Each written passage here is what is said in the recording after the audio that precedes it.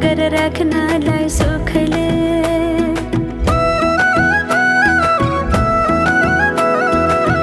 कति गरौँ तिम्रोमा बयान, गर्देऊ अब बेलैमा कल्याण।